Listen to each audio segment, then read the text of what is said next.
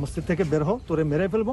আমার বাবা মারে তুলে অনেক গালিগালাজ করছে। শুধু এখানেই শেষ নয়, নির্দোষ সেই ইমামের পক্ষে কথা বলায় এক ঘরে করে দেওয়া হয়েছে গ্রামের 4 পরিবারকে।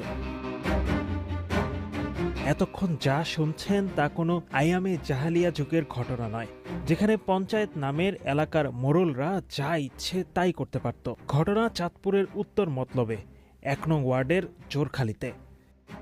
জোরখালী উত্তরপাড়া জামে মসজিদের ইমাম রহমতুল্লাহ জানান, সুদ ঘুষ আর হারামের বিরুদ্ধে বয়ান করায় ক্ষেপে যায় মসজিদ কমিটির সদস্যরা। পরবর্তীতে সালিশে ডেকে নিয়ে তাকে চাকরিচ্যুত করার সিদ্ধান্ত নেওয়া হয়। করা হয় গালিগালাজ, এমনকি দেওয়া হয়েছে হত্যার হুমকি। মসজিদ কমিটির সভাপতি হিসেবে ছিলেন সানাউল্লাহ, সাধারণ সম্পাদক ছিলেন গোলাম রসুল ব্যাপারী।